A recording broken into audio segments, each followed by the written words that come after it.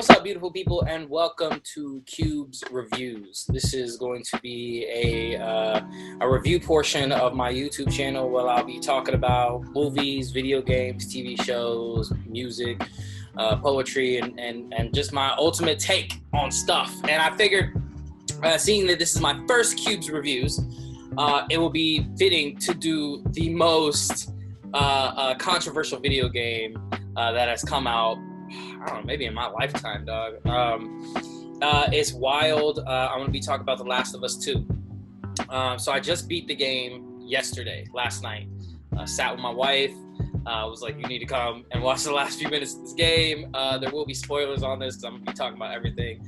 But essentially, I want to talk about it, man. I mean, when I bought the game, it was sold out everywhere. So it was a big success, I think, on that end. I believe it's like Sony's #1 highest selling exclusive ever.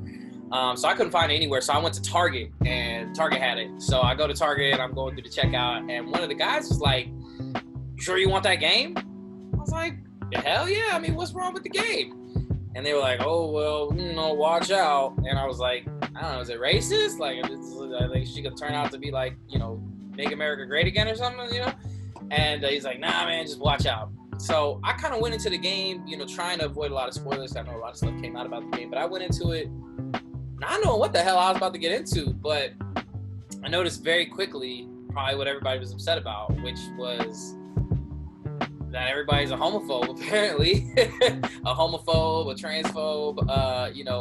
Ellie is openly gay, which I think is dope. There is a open trans character in the game as well, who was one of my favorite characters, period. Lev, which was absolutely amazing. He was so dope. And the fact that they only refer to Lev as a he the entire fucking game is so dope, even when they're talking about the backstory of Lev. I'll get into that later, but gameplay mechanics, crazy. I'm dodging stuff, smashing people with a hammer. His whole head's getting busted open. It's crazy. Just the visuals, absolutely beautiful. I have it on a projector behind me right now, so even through the projector, it looks amazing. But I had to take it over to the living room for my HD TV, played the whole game with that, because it's one of those things that it's like, you don't drink $200 wine out of like a plastic cup. You just don't do it. Like, get yourself some high quality crystal or something. You know what I mean? So with this game, I had to put it on the HD TV, but I played it slow because I got the game the day it came out, and it took me damn near a month to beat it. I got homies who bought it that Friday, played it through the weekend, and was beating it and trying to talk to me about it on Monday. And I'm like, bro, chill. I'm still working my way into it. So, the game is broken up into like numerous sections of like flashbacks. And then like 2 different perspectives. And the best breakdown that I saw of it was like, the first game is really about Joel's decision, and the ultimate decision Joel's going to make at the end of the game, and whether or not he's going to make that decision or not, to get Ellie there first off, and then when Ellie's there, whether or not he's going to let her die. Crazy.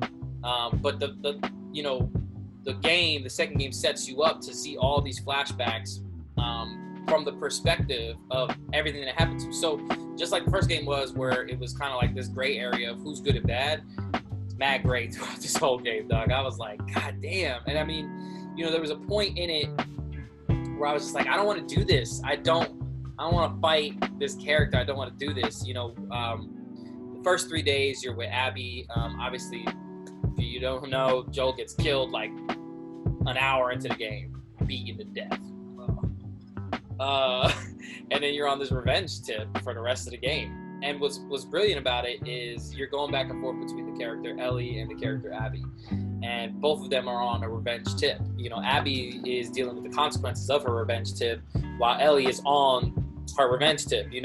There's so many mirroring things that are happening between Ellie's flashbacks, Abby's flashbacks.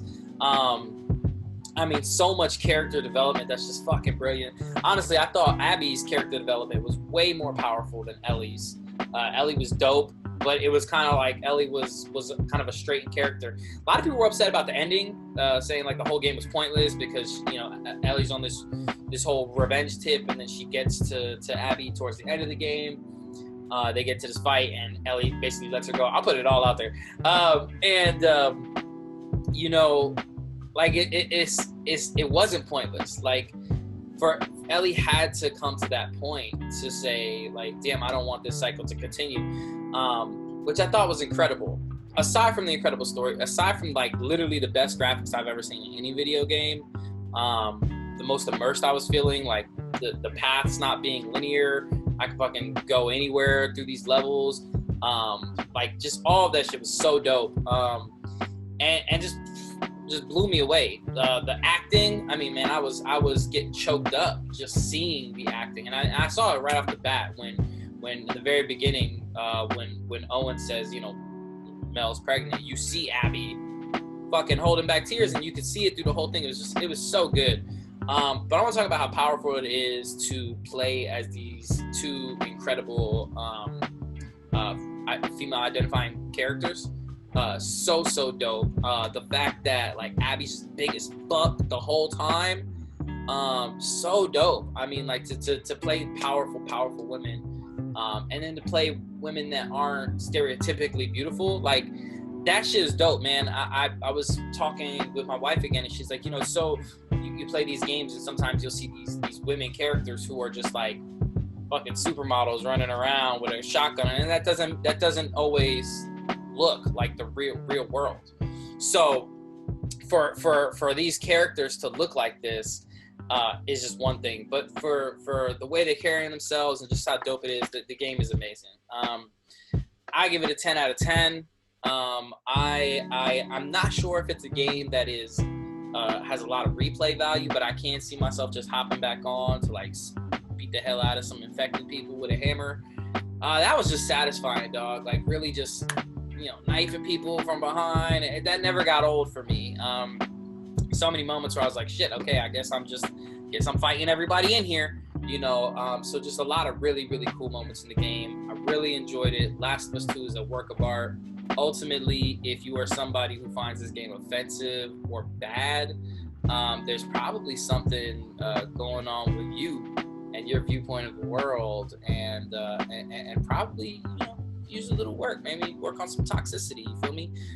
You know, maybe clear a little bit of that toxicity out so you can enjoy something that is literally a work of art. The writing, it might as well have been watching poetry. So that's Cube's reviews on The Last of Us 2. Thank y'all for checking it out. I'm gonna try to do a bunch more of these and talk about more things. I'm gonna talk about Hamilton and all this good shit, but thank y'all so much for checking in. Hope this is cool and informative and helps you decide which video game you're gonna be checking out. But hope to see y'all soon, and catch you next time.